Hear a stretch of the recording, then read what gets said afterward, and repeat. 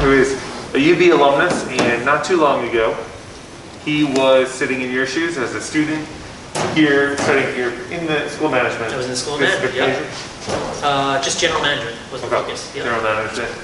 And this is his first time back on campus in 9 years, which 9 years flies by. Yep. But Max is going to talk a little bit about his time on campus and then get into his experience with Funky Duck and going viral and what he learned from it and how he's better for it. So, take it away, Max. What's up, everyone? How we doing? Good. Chilling? Having a good day? Sure. Yeah? Awesome, awesome. I'm really excited to be here speaking to y'all today. Really excited. Can I do one thing? Yes, please. Yeah. So we have a videographer here who Max has brought on. He is building a speaking business and wants to have evidence of what he's doing. So Yeah. if you're curious about that, that's what's going on. So, Yeah. So, is that all good? Everyone cool? Just a couple photos. Awesome. So, my name is Max Ringelheim. It's a pleasure to meet everyone here today. Thank you so much for having me, Tom, to allow me to teach your awesome students here at University at Buffalo. As Tom mentioned, I graduated from University at Buffalo May 2011. And for today's class, we are going to be going on a crazy roller coaster ride, okay? So you're going to buckle up. It's going to be really fun. It's going to be really engaging, high energy, okay? You guys are going to be involved in starting 2015's #1 hoverboard brand. You guys remember those hoverboard devices that everyone was riding around on, right? Yes, the ones that started exploding and catching fire and all that shit, right? Remember that? Okay. Well, believe it or not, I was one of the co-founders of that hoverboard movement. I started a super popular brand called Funky Duck back in 2015 that was the #1 brand in the world for hoverboards at the time. And without further ado, if you guys are cool with it, we're going to jump into today's workshop, and it's going to be freaking awesome. And the last class of Tom's that was here really enjoyed it, so I'm optimistic you guys will too. Does that sound good? Yep. You guys ready? Yep. Buckle up. Let's do it. Okay. So, for a quick agenda, I'll start with giving you a quick background on myself, okay? Followed by, we're going to do an introduction into the hoverboard story. We're then going to talk about the viral traction that my company Funky Duck and this product, the hoverboard, experienced. Then we're going to get into these 2 cliffhanger breakout sessions, okay?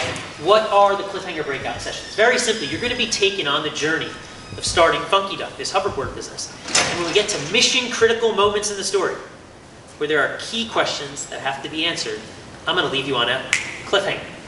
You guys are going to have to try and figure out the answers to these extremely challenging business questions, okay? There's going to be 2 of those. Then I'm going to tell you how the whole story unfolds, the lessons learned from it, and then at the end, there'll be some Q&A. I have a short little survey for you guys to fill out, and it's going to be freaking awesome. Sound good? Okay. So, you guys are asking maybe, who am I? So, let me tell you. I'm 31 years old. I'm from Long Island, New York. Any Long Islanders here? Yeah, a couple, one, boom, okay. I'm from the Long Beach, Long Island area. I graduated from University of Buffalo in May of 2011. And while I was in school, I became addicted to entrepreneurship. You guys are in an entrepreneurship class, right? So maybe some of you have caught the bug, or you're sort of developing symptoms for the bug, whatever it might be. No COVID pun intended there, of course. And very simply, when it comes to this addiction that I got for entrepreneurship, it started with a competition here at Buffalo called the Panache competition. You guys have heard of that maybe? Yes? Cool. Awesome. So I entered that competition 3 times, twice as undergrad, once right after graduating, the year after graduating. I started a video conferencing software company with $10,000 that I won from the Panache competition in May 2012. And ultimately, it was called vonvo.com. That's actually a quick little photo of what that software looked like. It was kind of like a hybrid of Google Hangouts meets Kickstarter. You could think of it as, right? And then, after working on that company for 3.5 years, I decided to kind of bury the company in the graveyard. It just wasn't working out the way I was hoping it would, right? And that's when I got involved in the hoverboard industry. And that involvement was co-founding what was literally 2015's #1 hoverboard brand called Funky Duck, and what we're going to talk about a little bit today. Sound good? Okay. So, quick little icebreaker I like to start off with. How many of you guys here in the room, by a show of hands, have ever dreamed of maybe starting a company or being responsible for launching a new product or campaign? Any people here in the room have ever had that opportunity? Beautiful. Keep your hands raised. Keep your hands raised. Of those of you with your hands raised, how many of you maybe hoped, wished, dreamed of, maybe you even prayed, right, about this company or product going viral? I assume most of you guys are going to keep your hands up, right? Well, I am here today, friends, to tell you that sometimes going viral really fucking sucks, okay? And there's a reason for that. The reason is that if the proper planning is not conducted that will allow for virality to thrive, okay? You unfortunately, or to that extent, ultimately if you do the proper planning to allow for virality to thrive, it can be really freaking awesome. But in the extent where, ultimately, in this case you're going to learn shortly with Funky Duck and the Hoverboard, it can absolutely freaking suck, okay? So, without further ado, are you guys ready for hearing this awesome story? Ready to go? Ready to rock and roll? Okay, let's do it. So, in terms of how this company all got started, let's go all the way back to October 2014. What were you guys doing in October 2014? I'm just kidding. Okay. Basically, we were over in Guangzhou, China, okay? Over at what's called the Canton Fair. Have any of you in the audience ever heard of CES in Las Vegas? Yep. Yep, cool. Okay, that's the Consumer Electronics Show. Think of the Canton Fair in Guangzhou, China as the equivalent of CES in Las Vegas, but over in China. And my two founders, soon-to-be roommates, they're in China, and they're looking for new products for their mobile accessories company. They were selling previously, prior to October 2014, things like cell phone cases, earbuds, cell phone chargers, and they were in China looking for new products for this mobile accessories company. And they randomly discover the hoverboard, walk in the show floor, and they instantly fall in love with it. Like there's just a booth, like you're seeing in the back of the picture there, that had these hoverboards. It was the patent owner, manufacturer of this device.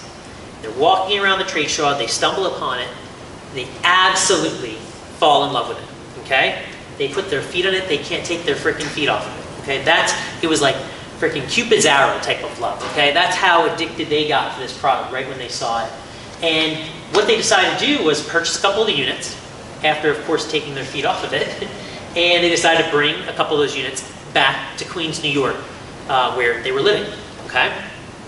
And, we'll fast forward through a couple of months here, but very simply, from November 2014 through February 2015, the following happens, right? So I'm getting ready to maybe think about moving on from that video conferencing company, Vonvo, and my friends, my two soon-to-be roommates come back to the States, they show me the product, and I'm instantly fascinated by it as well, right? Like, this is the coolest thing ever. This thing is freaking awesome. And I instantly think it'd be huge. And so I decided to actually, kind of break up with Vonvo, right? It was a rough breakup. I decided to break up with Vonvo. And in January 2015, I officially left that company and kind of buried it in the graveyard. I decided to partner up and move in with these two friends of mine and begin to start strategizing on the launch of this hoverboard business, okay? So we're strategizing on launch plans. We were working out of our basement of our apartment in Queens, New York.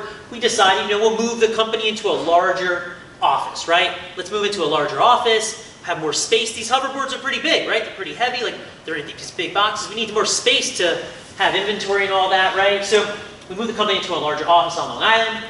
And guys, I kid you not, every time we ride around on this freaking hoverboard, okay, people's jaws drop, okay? People will be driving on the main road in their car, and they see us floating along on our hoverboard, and they will stop in mid-traffic just to admire what the hell we're doing.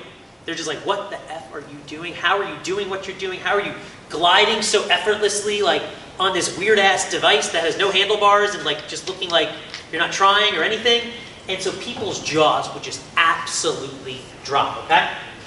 And so at that point, we get to March, April 2015. And we get this interesting opportunity to work with the lovely family featured in the slide here in the background, the Kardashian family. And what exactly happened? Well, I'll tell you. The founders, my two roommates, right? They take a business trip out to California. Okay, they're in Los Angeles. They're in town for like a small retail trade show with a store that had taken a liking to our hoverboard. And they're in California for a week.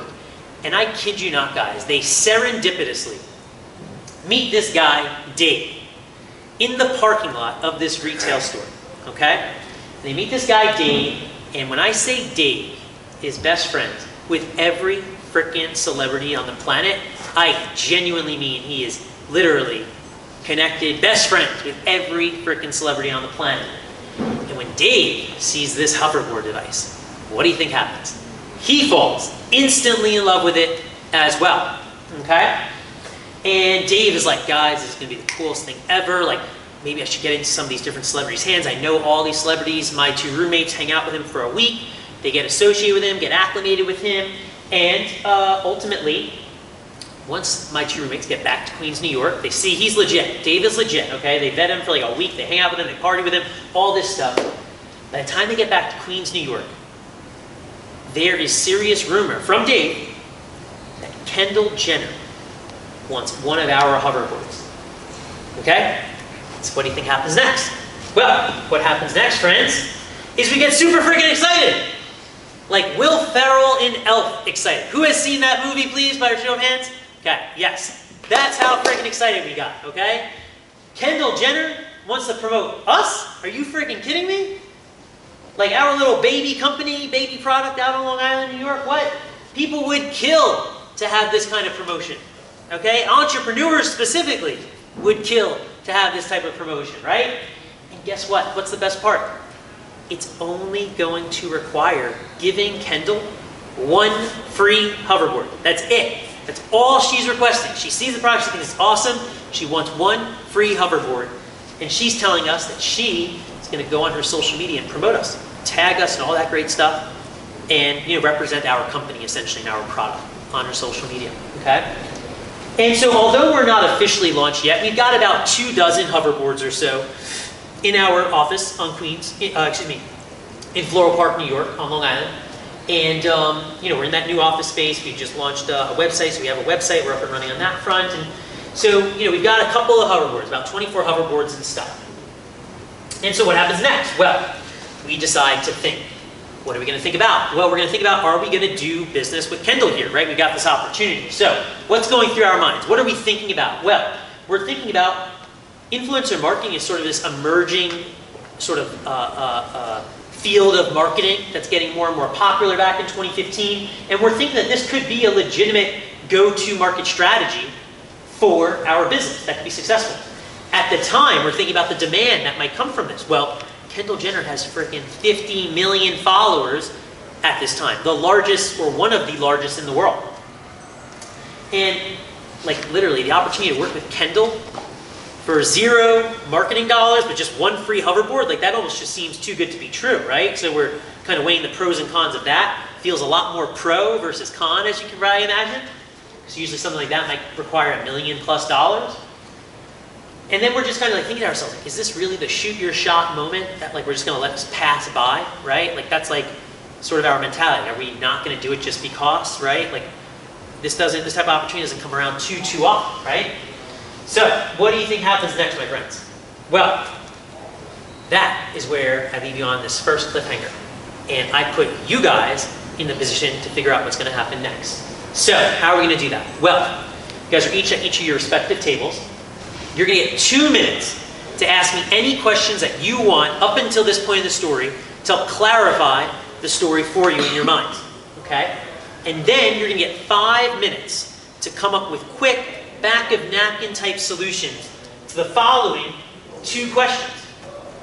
Number 1, based on what you know so far, what next steps would you take in attempting to launch this business successfully? Okay, that's question number 1 you have to figure out. Number 2, how would you handle the Kendall Jenner situation? Okay? So, you get 2 minutes to ask me any questions you want to clarify the story. If you ask me a question that's going to give away the story, I ain't answering it, so don't do that. and then you get 5 minutes to come up with quick answers to these said questions, and then you'll share your answers. I'll give you some feedback, and then we'll continue on with the story. Sound good? Who's got a question? Because I got an answer. Go ahead. How confident were you in the product development of the hoverboard at that point? Yeah, so our confidence level in the product development, when you say product development, just to be clear, like our factory in China, the confidence level with them, like being able to produce it, that type of product development? Okay. Yeah, so you should be assuming, going into answering these questions, that we have full confidence in our factory, right? They're the patent owners of this device. They've had these patents for multiple years. We met them in person, face-to-face in China, right? They've told us, hey, you want more hoverboards? We'll ship you more hoverboards. You got money in the bank to send us for more hoverboards? We'll just ship you more hoverboards. No big deal, right? That's the confidence level you should have. Sound good? Cool. Go ahead. Next question. How expensive was each hoverboard for you, just to acquire from the company? Yeah, so you should be assuming that it costs about $500 for us to bring and import the unit from China, from the factory, here to the US, to our office, and then from our office, we ship it to the end customer. Is that clear? What's up? Can I have a follow-up? Of course you can, yeah. How long did it take? To get the products? Yeah. Yeah, so you should be under assumption that our factory is telling us that the hoverboards will arrive in about 7 business days. From the time we place the order and ship them the money, about 7 business days via air freight. So it's not coming on a container on a boat. They'll ship to us via air freight. Understood? Okay, go ahead. Yes? How many hoverboards are in one unit? How many hoverboards are in what? Would be in like one unit or one shipment.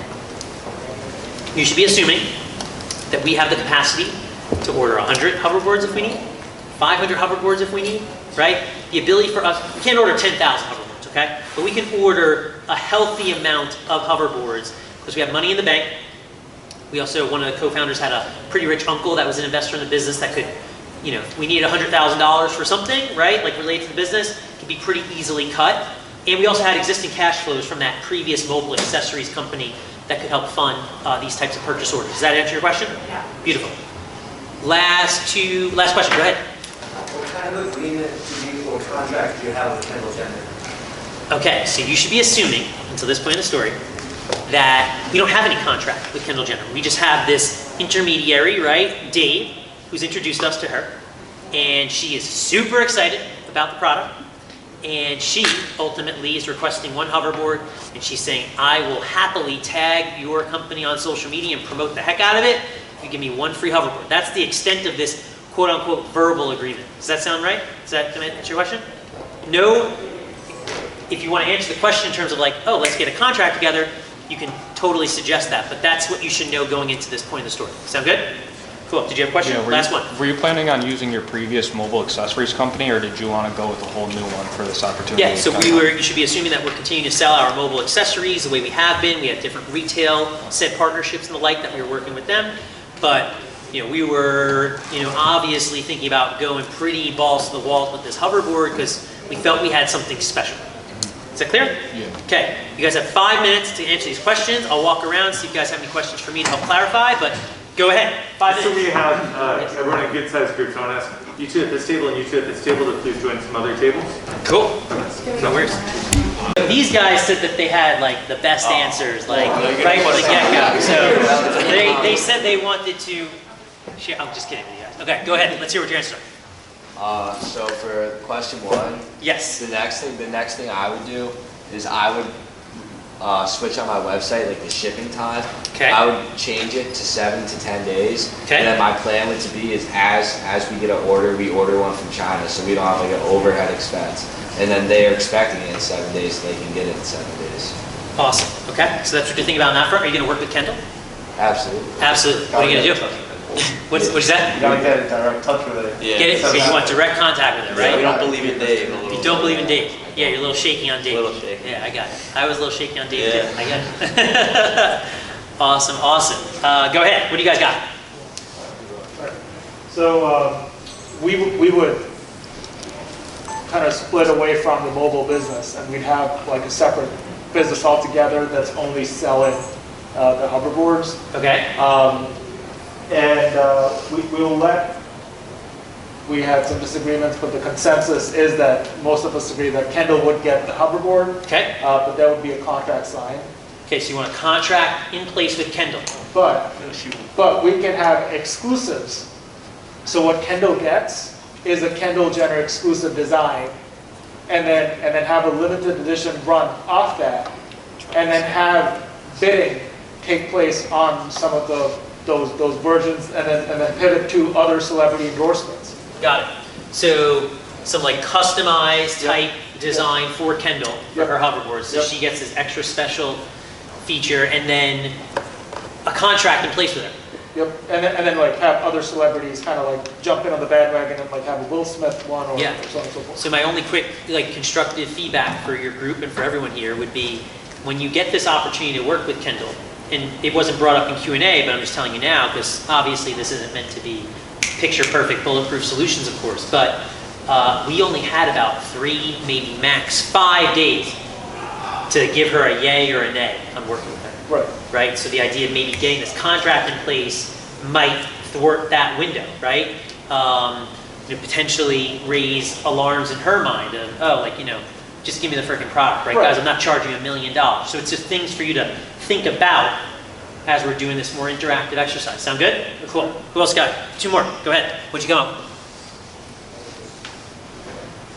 So for the first one, I guess, make sure that the supply chain is secure. Like, make Love sure that. You have it Love that. in place. That's smart. And then the second part, I mean, like you said, you gotta see what you can do. If you can do a contract, that's great, but if you can just lay down stipulations, twice a week attack for a month or something, you can maybe get it so that, other people will want it, and other people might come forward to want to endorse you as well. And kind of go viral that way. Yeah, I mean, I think the topic of supply chain everything, as Tom knows, is extremely important, that you're going to learn about shortly. So I really, really like that particular thought. That's awesome. Really trying to iron that out ahead of time. And last group, go ahead. What do you got? Well, one, you need to figure out a distributor, find distributors that way you can meet the demand when orders come in that they do. Okay. Like you said, secure supply chain, that way you can meet that demand as well. Yep. We also had the same solution of contract with them, but with that being said, like 5 days, that's not much. It's rough. It's short time frame, right? To shore that up. Oh, awesome. Okay, great. So, do you guys want to hear what happens next? Yep. Cool. Let's go. So, what happens next is the following. Well, we decided to go ahead and gift 1 free hoverboard to Kendall. Okay? And Kendall gets this product, and she absolutely falls in love with it. Okay? Absolutely falls in love with it. And so much so that she decides to post a video like she said she was on her social media, and this video freaking blows up the internet, okay? In less than 24 hours, this video that she posts has over 1 million likes and over 50,000 comments. Our social media accounts for Funky Duck start skyrocketing. Literally, guys, my phone would not stop buzzing with new followers for 3 days straight, through the night. Okay? Like through sleeping time. 3 days straight. Our account went from 0 followers on Instagram at the time to over 20,000 in literally the next 2 days. Okay? Unbelievable. Let's see what that video was all about. So, the video is of Kendall in her kitchen. You'll notice she gets around turn number 1, great. You got that turned out to a racetrack. She gets around turn number 2, right? Perfect, she's doing great, right? But then she gets a little bit too cocky. And what happens? She busts her ass on our hoverboard. Unbelievable, right? She wrote in her caption of her video on Instagram. Anyone ever see that video, by the way? Anyone remember that video? No? Okay, sometimes people remember it. She wrote in the caption, "Got too cocky at Funky Duck." That was the post. That piece of gold content is what she posts on all of her social media accounts that day. And what do you think happened next? Well, it was a domino effect. Because guess who else started knocking on our door for some hoverboards? Our boy Justin Bieber. And then who else comes ringing? Well, Jamie Foxx, he goes, guys, if you give me one free hoverboard, I will go on the Jimmy Fallon Tonight Show on national television and shout out your brand. If Kendall Jenner's got a hoverboard, I need a hoverboard, okay? Chris Brown, J.R. Smith on the Cleveland Cavaliers during the NBA Finals. Cavaliers versus Golden State Warriors. An hour before tip-off, J.R. Smith goes on his Instagram account and he says, thanks so much, Funky Duck, for hooking me up with my first free hoverboard.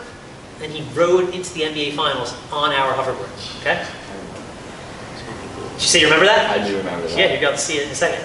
Wiz Khalifa, Kevin Hart, Ryan Lochte, you name it. Every one of these freaking celebrities was saying, Kendall Jenner's got a hoverboard, I need a hoverboard. And like, now. So give me one. And they would do everything in the world for it. And not charge us a dime. They were just saying, give us a hoverboard. Their agents themselves, they were all reaching out to us directly for these inquiries. So, we just mentioned Jamie Foxx. Here he is on the Jimmy Fallon Tonight This Show. is a funky duck. That on grip. Yes, a funky duck. So you want to try that? It's like, don't put it I can't get off. I just slow down. I'm like, Unbelievable, right? National freaking television, okay? He wrote into the show on it. And J.R. Smith. This is an hour before tip-off on the NBA Finals on ESPN. Him riding into the locker room. And he had just shouted out Funky Duck on his Instagram an hour before this video. Folks are ready to go. So apparently is J.R. Smith. This is how you arrive from the apparently. He hasn't exactly been rolling in the finals so far. He's shooting 34%. But happy to be here nonetheless. oh, hey, I mean, you know me, Mr. Gadget, I need one. Unbelievable, right? That's the type of promotion we started getting. And so what happened next? Well, huge companies and TV shows start wanting Funky Ducks. You know, stores like Staples, all of a sudden, magically overnight, want to sell hoverboards in all of their hundreds of stores around the US and Canada. And, you know, CNBC is inviting us on to Closing Bell to talk about the hoverboard and this product that we have and Kendall Jenner's promotion of it. Shark Tank, the producers literally reach out to us. They say, guys, if you want to cut the line, just go on the show, you say the word, and you're there. You're on. That's it. Just you say the word and we'll put you right on. Okay? These types of entities start reaching out to us, wanting to have hoverboard. I don't know if you guys ever saw the Modern Family episode with Funky Duck in it, but it was freaking awesome, and you should watch it. Okay, what do you think else happened? Well, our sales guys are soaring. In less than 8 weeks from that Kendall Jenner post, over $1 million in sales. Okay, with these incredible margins. Okay, 66% gross margins. We're selling the product for $1,500.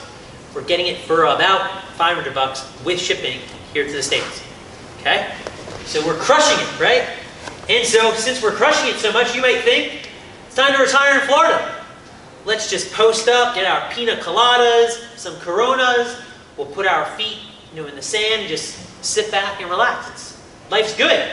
Maybe we'll just, retire at 24, 25 years old, right? I'm like a kid. We'll just retire early. It's all good, right? That's what happened? No. Smart. No! That is not what happened. That is dead wrong, my friend. This is when only the problems begin. What are some of those problems, you might ask? Well, the first is we have these China problems starting to pop up. These China problems are some of the following. Well, we're extremely low on inventory. You notice we started off about 24 hoverboards, right? You can imagine we ran out of those pretty quickly. We got some more hoverboards in from China, but not an overwhelming amount as we would have hoped. So we're extremely low on inventory. We got all the celebrities asking for hoverboards, right? So we got a lot of customers both paying and celebrities wanting it for free. We've got copycat products starting to pop up in the marketplace, on Alibaba.com and Amazon.com. There's starting to be some interesting, peculiar, that's a hard word. Why did I use that word? Some really just like similar looking devices popping up on these different third-party marketplaces. And They look similar. We don't think they're ours because they're not called Funky Ducks, but they look kind of similar, right? And so we're getting a little bit suspicious.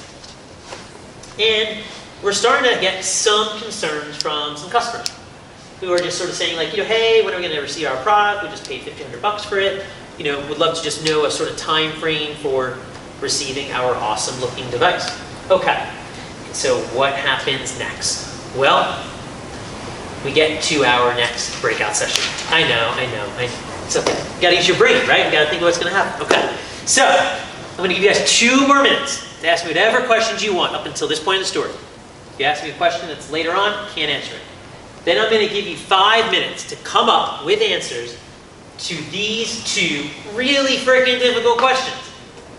Number 1, how would you handle the interest coming in from these A-list celebrities, news outlets, television programs, wanting Funky Ducks? Number 2, what business support practices and mechanisms would you try to put in place to properly control the virality that Funky Duck is experiencing?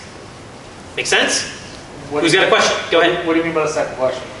Yeah, so what particular maybe contingency plans, what sort of particular plans would you get in place to try and control all of this activity, momentum that's taking place, right? You might sort of suspect that there could be a few other problems on the horizon. What are you going to attempt to do to maybe try and stopgap those before they pop up? Is that clear? Cool. Who's got a question? Go ahead, please. Were those the only 3 issues up until this point? Absolutely not. But those are the only ones that you're getting access to today because we only have a limited amount of time. But if you have a question about what's another problem that we were experiencing, I'm happy to answer. Or what would be like another one? Yeah, I mean, I can give you a great one off the bat that you didn't specifically ask. We're a team of 20, and guess what? 10 of those 20 are college interns. Not exactly the most supply chain savvy, I would imagine, but maybe some have a little bit of experience, but they're there to like box up the units, right? Ship them out to customers, stuff like that. So, that would be one quick, little problem I would mention. Go ahead, please. Did you get any like lawsuits for people getting hurt on it?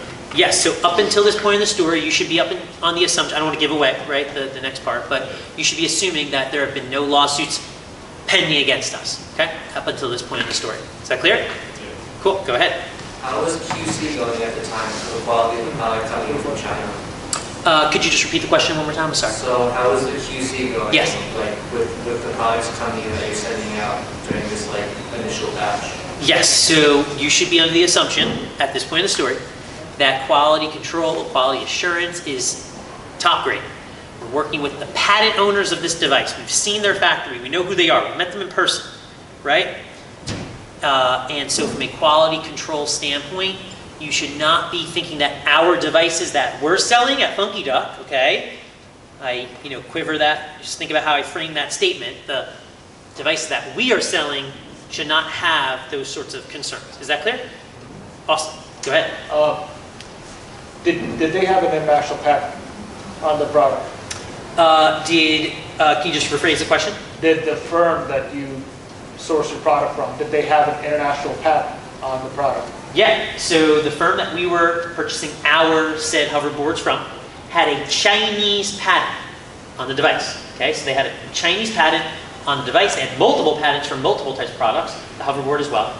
And you should be assuming that the extent to which that Chinese patent would hold up here in the US, as a 24, 25-year-old at the time, not being a IP graduated attorney, we're thinking that, that holds some jurisdiction over here, but we also know that, from our side, it's not our patent, it's their patent, right? We're just a reseller of the product. So it's not like we have all these incredible protections that we can, promote, right? But we can say to customers, if this is where your question is going, we can say to customers, we sell the patented product. We've got the patents that we can show you if you're curious, for that type of visibility.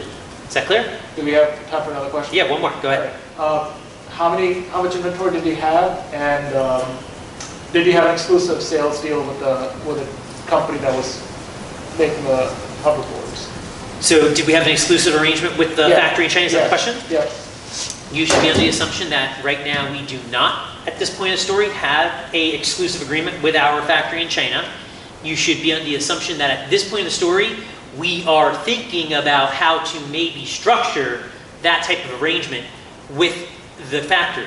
But just keep in mind, there's all of a sudden a lot of traction happening with the product. So think about how that type of answer, if that's going to be your answer here, might be a bit tough given where we're at in the story, right? You're seeing all the traction taking place, etc. Okay? It's not easy, I get it. Okay? 5 minutes, go. First thing I was thinking of was like, I'm trying to get patents as solid as possible. Yeah, specific patents, like all that stuff. So that way I don't eliminate like the copycats on it. If it's already like too late or if like that's not feasible or possible.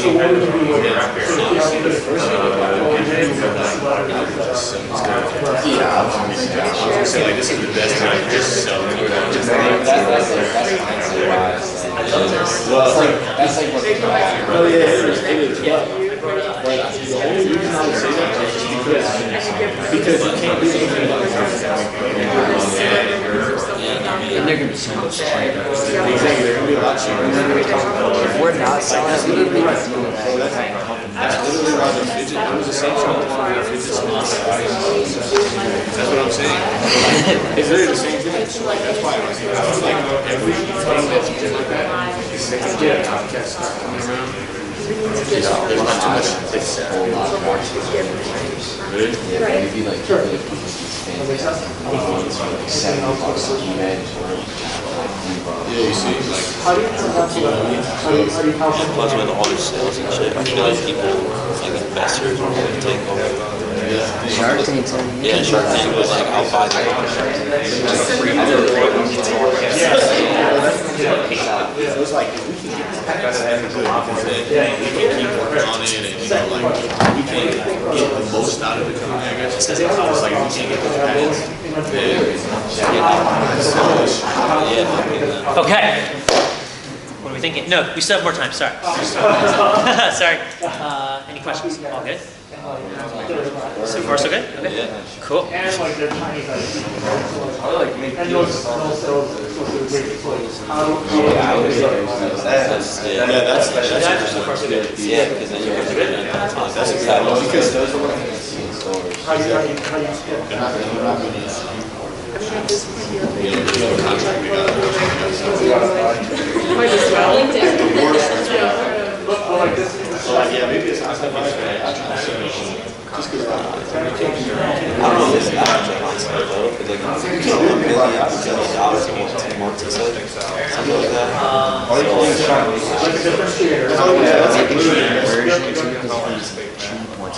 I mean, like, you saw $1,500, like, I don't know. They're not $1,500, like, $250, like, $200. Selling some fucking local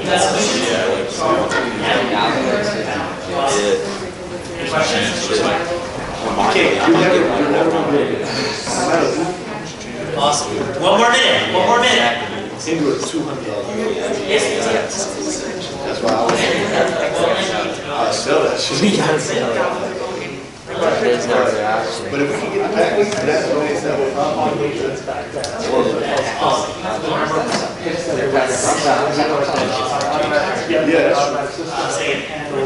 that's true. Yeah, no, that's what I'm saying. Yeah, the contract. But that's why the patents. Straight, and then we can do contracts like if we don't get the patent.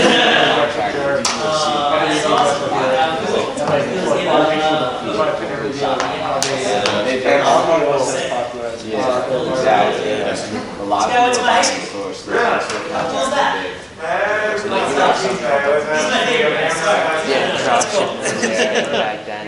All right.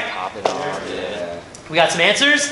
You guys ready? Over there? All good? Good? Okay. Who wants to go first? You guys, my Lawrence High School guy over there. Let's go. What do you got? You said you had solutions. I need solutions. What do we got? I said just get on Shark Tank. Just go on Shark Tank. That's it. And like, that will solve all problems. well, I thought I wanted to solutions, man. They have the solutions. They're pretty. Okay. So that's what we're going for answers to 1 and 2. You're going on Shark Tank. You're telling Bieber and Wiz Khalifa, screw off, kick rocks, right? Because you're just going on Shark Tank. We giving Wiz Khalifa a hoverboard or no?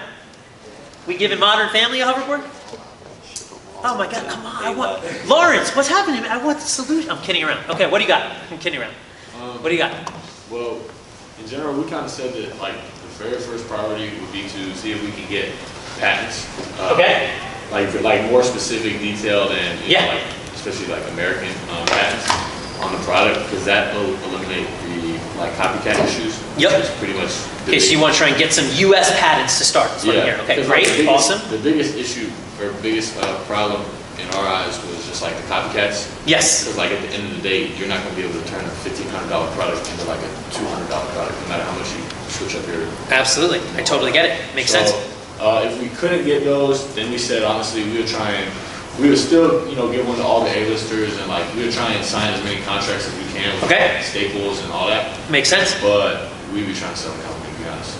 Okay, we're trying to get out quick. Yeah, like the retire in Florida, boom, like let's get a quick sale. Like sell it at its peak and get as much money as we can. Okay, interesting. If we can't get the fast. Okay, understood. Cool. You guys haven't gone? Go ahead. So to kind of combat both issues, Okay. the idea would be to piggyback off of something that's already established. Okay. I mean, you can go to Razor, go to sporting goods companies. Yep. That way you can use it in manufacturing, but more importantly, you can use it in corporate litigation too. Okay. Which can definitely help you with a lot of the things, like the copycats and the things that are coming that you guys probably don't have power to deal with. Individually, no, right? It's a huge detriment to our business. We got all these influencers hitting us up, right? And we just really struggle to be disciplined with who to work with, okay? And it felt like everyone was more or less equal, right? Wiz Khalifa, Ryan Lochte, heck it, we'll just give them both one, right? Because they're both saying they're going to promote us, and that sounds great, right? But having the discipline to know where that line stops, right? There's got to be some sort of line for how many free hoverboards you're going to give, right? That's spot on. That's a very, very smart way of going about it based on where we're at, okay? And the other suggestions were good too, but that one really resonated with me. Okay, so I'm assuming you guys don't want to hear what happens next, right? That would be most, right? We'll cut it? Okay. Okay, here we go. Buckle up. It's about to be crazy. All right? Here we go. So, what happens next? Well, those China problems we were talking about, they persist and worsen. How, you might ask? Well, our factory guys would literally lie to our faces, okay? They would tell us one date when we're going to receive our product. And then that date would go by. And then they'd tell us another date. And then that date would go by. And then another date. On average, guys, it was over 4 weeks from the time they originally said it was going to show up in New York. Okay? 4 weeks later is when it would actually show up. You combine that with these 12-hour time zone differences where my 9 a.m. here in New York is their 9 p.m. So when they want to speak at their 2 p.m., oh, that's my 2 a.m. Convenient. Love that. Love 2 a.m. calls with China, right? Yeah, not so much. And then you combine that with like these really incredibly difficult, I would say incomprehensible dialogues that you would have with them. Conversations over WhatsApp or Skype where literally you don't know what the hell they're saying to you. I have no idea what the hell they're saying to me. And they're just telling me one date, and that date just keeps going by, and then it goes by again. And then, voila, we're 4 weeks past due from the time we're supposed to receive our product. So really, really difficult language barriers as well. How else did those problems get worse? Well, we had angry customers calling us, yelling at us over the phone, like the beautiful image in the background here. These early adopters who crave owning new products first, right? We know about them, we've heard about them, right? These early adopters, that's who was buying our product. They wanted to tell all their boys and all their friends, all their family members, I got this Hunky Duck hoverboard first before you, right? They crave that. And so these customers don't give a shit that we fucked up our inventory and supply chain. You think they really care? They want their freaking hoverboard right now. Why? Because they just spent $1,500 on it. They want it right now, okay? And so they were just calling us every day, yelling and screaming at us over the phone. How else did it get worse? Well, we had these real customers, these early adopters who bought our product, and they would dispute their payment with their credit card company. Why? Well, when any one of these real customers noticed that we were collecting the funds off their credit card at the moment of the transaction, all of a sudden, we don't have product to fulfill their orders. Maybe not even within like a 3 to 5 day period, right? We're waiting and waiting on product. We're low on inventory. Those issues are compounding, right? You're getting the picture here. And all of a sudden, these delays cause these crazy, difficult, complex fulfillment issues that now are on our hands. And what happens, guys, after 4 weeks, after you buy something on your credit card? You get your credit card statement in the mail. And you notice that there's that $1,500 Funky Duck hoverboard that still hasn't arrived. What does that real customer do? They call up American Express and they say, purchase this product, it never showed up, I'd like my money back because I'm canceling this transaction, right? And then what does the bank do? They go and withdraw those funds from our account, right? So they dispute the payment. Make sense? Yep. All good? Okay. What happens next? How could things possibly get worse? Well, we had fake online fraudsters who are infiltrating our website and stealing honest people's credit cards, just like all of you here, coming onto our website and just stealing people's credit cards left and right. And these frickin' fraudsters would do the following. After 4 weeks, when Mary Jane, the honest customer out in California, had her credit card stolen, in 4 weeks she gets her credit card bill in the mail. She sees a $1,500 hoverboard on it. What do you think she says? What the hell is that? I never purchased a $1,500 frickin' hoverboard. I don't know what Funky Duck is. So Mary goes and calls her credit card company and says, I don't know what the hell this is. I'd like to dispute my payment because my credit card has been compromised. It's been stolen, right, by this fraudster. And guess what makes that even worse, guys?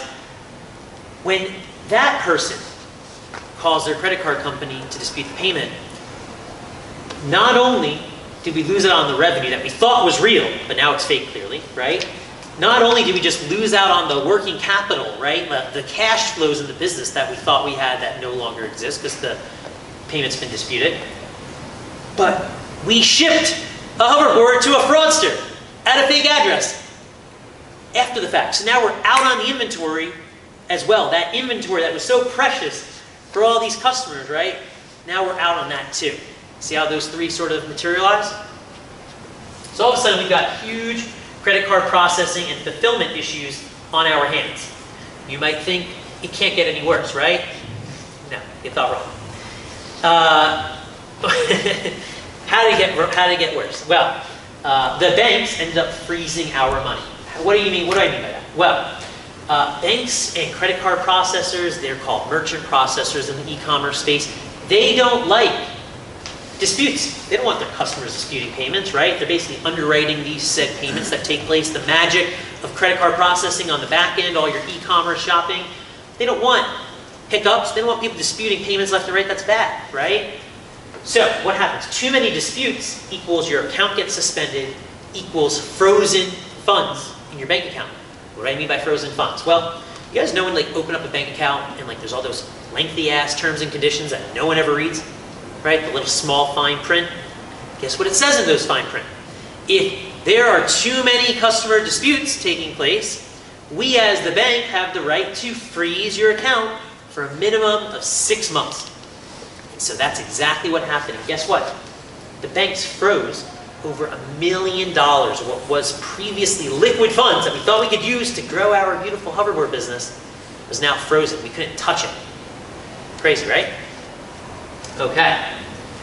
So, you might be wondering, well, what happened to Funky Duck after the fact? I'll tell you. So you guys also might recall that these devices started having battery malfunctions, overheating, catching fire, all that stuff. Even though Funky Duck didn't experience those issues, they absolutely took place. And as a result of them taking place from these crappy knockoffs that were the ones causing those issues, there started to be enormous amounts of negative press taking place around the hoverboard. Holiday season 2015, day after day, this house burns down due to exploding hoverboard. This person goes to the hospital due to exploding hoverboard. Good Morning America, covering all the nastiness of hoverboards, looping everyone together into one bunch. Meanwhile, we're like the patented device, not doing any harm, but ultimately, right, we got looped in one big umbrella. Really sucked. So in Q1 2016, what happens? Well, the government decided to step in and ban the device. FedEx stopped allowing you to ship the device. Why? Well, the government saw all these freaking exploding hoverboards, and they were like, what the hell is going on? Like, this device just came out of nowhere, and now people's homes are burning down, and people are going to the hospital because of them and catching fire. We've got to like come in with an iron fist and like throw the clamp down on this thing, right? And like put in some legitimate battery restrictions before anyone can start selling hoverboards. And they came to our office to take home a hoverboard. They can go and bring it back to their warehouse and their lab to investigate it. And FedEx stopped allowing you to ship them. Why? Because you think FedEx wants a hoverboard just catching fire midair? That wouldn't be good, right? So they, similarly, banned the device.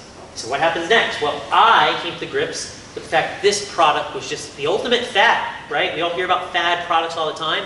I came to grips with that after 14 months of working at the company, and I decided to leave because of it, right? And then around 6 months after I left, basically all the other employees, those other college interns and whatnot, they returned back to school. Basically, the company just kind of evaporated. And ironically enough, I kid you not, we had a warehouse where some of our hoverboards were in, and like by chance, like that freaking warehouse goes on fire. Like, are you kidding me? Right? Like nuts. So you might be wondering, how could this happen to us? How are we so lucky to experience all these freaking problems, right? I mean, seriously. So first thing I'll call out is the concept of the first mover advantage. What exactly is that? Well, we, as Funky Duck, created this tidal wave of traction, right? And so because we were first to market with this fascinating device, everyone else just coattailed us, right? So we're creating this massive tidal wave of traction, and all those other resellers with their crappy-ass knockoffs are just taking advantage of all the other incredible press that had been generated from it. We, as a company, started experiencing serious amounts of web traffic, huge surpluses in traffic, thousands upon thousands of people coming to our website. And all it took was just a sliver of that web traffic to be these online fraudsters, right? And those online fraudsters are so freaking good at what they do that they turned us into the target. Why were we a target for the fraudsters? Well, because we were selling the premium version of the hoverboard, that patented version of the hoverboard, the one that Kendall Jenner and Justin Bieber are associating themselves with. Why is that bad? Well, because then when a fraudster can infiltrate our website and successfully get a hold of a Funky Duck hoverboard for $1,500, they can make that much more money reselling it because they just got it for free. Make sense? Right? Awful.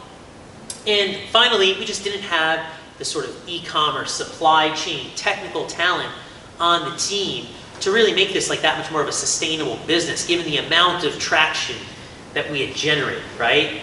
So those are some of the different reasons why all this, sort of happened to us. Plenty of other reasons on top of that. Let's wrap up with a couple of lessons learned from this experience. So, number one, make sure if you guys are going to be building an e-commerce website one day in the future, you have a fraud detection service built into your website. Why do I say that? Well, the following. When you get into e-commerce, oftentimes a lot of companies, maybe you've heard of like Shopify or WooCommerce, things like that, they have built-in fraud detection in their said technologies, but they don't specialize in that type of work, right? They have some low bar barometers to keep you sort of in check, but these fraudsters are so good that if you can actually get a dedicated fraud detection service integrated into your website, you'll have that much more protection. And guess what? Once we integrated that into our website, we saw zero fraud. It was a little bit too late, unfortunately, on that front for us. Number two, have adequate inventory prior to working with influencers. I think we can all come to grips on that's a very smart idea, right? If you're going to launch a said toy company, product company, whatever it might be, and you're going to work with influencers, make sure you have enough product on hand, even if you're selling for $1,500, to be able to, properly forecast the projected amount of demand. Number three, have someone in China overseeing your factory's production. What do I mean by that? Well, there are literally consultants in China that will work with US companies to post up at your said warehouse or factory where you're producing your said product and oversee your product's production and report back to you on what the hell is happening. and not blatantly lie to your face like our factory was doing to us, right? Another good suggestion. Number 4 is really, really important. I really like to talk about this one. Don't get caught up in celebrity mirages. You guys probably are thinking, damn, it's so cool, you got to work with Kendall Jenner and Justin Bieber and all these people, right?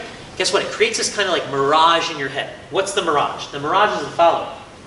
You think that everything is honky-dory, amazing, frickin' unbelievable, right? Because you're working with Kendall over here, Bieber over there, Squawk Box over here, and Closing Bell CNBC, right?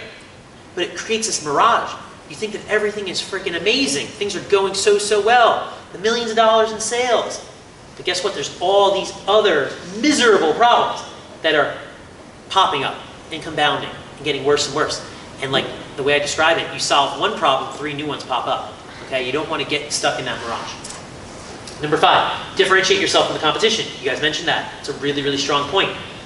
Why not when we were getting all of our interviews on Closing Bell and Yahoo Finance, right? And they were talking about our business. Why didn't we say, we have the patented version of the product, all the other stuff is garbage junk, right? Like, that could have been a nice way to distinguish and differentiate our product, right? We needed to come up with really clever ways of doing it because all of the products looked identical. So maybe potentially being a little bit more forward and a little bit more aggressive with that type of messaging, something to differentiate ourselves in the competition is really important. Finally, number 6 and 7 kind of go together hand in hand, and they are the following. There are serious factors that entrepreneurs must take into consideration prior to just hoping and wishing and dreaming that their business just go viral. Why, might you ask? Because if the proper planning is not conducted ahead of time, before experiencing that virality, right, you can ultimately jeopardize your entire business. And hence, when going viral really frickin' sucks. Make sense? Make sense? Cool. Okay, let's wrap up with the following. You guys might be wondering, what I've been doing since my frickin' Wild West hoverboard situation. I'll tell you. So right after the hoverboard experience, I actually started writing a book, started blogging, started podcasting. I've been basically trying to create like an emerging media brand called When Going Viral, where I cover other interesting business virality phenomenons, you can kind of call it. So that's kind of a little bit what I've been doing. I actually got on like my big boy shoes and got like a real job after all my entrepreneurial endeavors. I worked for 2+ years at a children's education technology company called Little Bits in New York City doing sales. I then got a chance to work full-time at the popular co-working space Wework on the marketing team for a year right before the pandemic. And these days, I am a sales and marketing consultant for about a half a dozen international companies who more or less kind of hire me to be like their US general manager of their operation here in the States, which I really enjoy doing. And I'm actively pursuing this public speaking career of mine, kind of like an educational public speaking, the same workshop that you guys participated in today that I really hope you guys enjoyed and found fascinating. It's these types of educational workshops and just public speaking that I'm attempting to kind of grow my career with based on this awesome story I have. And if you know any said classes, professors, friends of other schools, organizations you're involved in that would ever be interested in having me speak and do one of these cool workshops, and I speak on other topics as well, I'd be more than happy to do so. And so that, my friends, is pretty much my entire presentation. I truly, truly appreciate you listening to my story. If you could do each of the following 3 things here below, I would truly appreciate it. You can fill out the following survey at that link, bit.ly/3, capital A, GDK, capital AK. That is cap sensitive, so just be mindful of it. Just to tell me how you think I did, I would truly appreciate it. Your feedback is really welcome. If you could follow me and my brand, When Going Viral, so at When Going Viral, at Max Ringelheim on social media, again, I would truly, truly appreciate it. And as just mentioned before, if you know any organizations who are, or maybe would be interested in learning more about these awesome workshops, and like I said, I do other talks on other topics as well, related to this story and separate from the story, please email me. That's my personal email. I told MGG315, the big business class that everyone has to take when they're going through business school, that I am here to be of service and of help to you as a former alumni to you guys back. So take down my info. I'll give you my card afterwards, and happy to be in touch if you guys ever have any questions, and if you know anyone that might be interested in these workshops. I would truly appreciate you putting me in touch and keeping me top of mind. So thank you so much. Thank you, Tom, for having me. And I hope you guys enjoyed it. So thank you very much.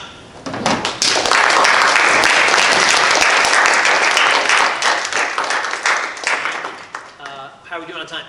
Got a few minutes for Q&A. Cool, beautiful. Who's got some questions? And I will be happy to stick around for a few minutes and answer any other questions you guys got. Any questions about the experience or about the story?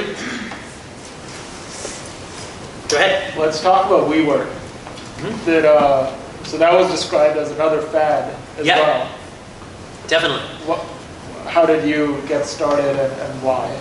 Yeah, I mean, so I drank the Wework Kool-Aid back in like 2014, 2015. I've always been a fan of that company because I grew up in New York and that's where that company originated out of.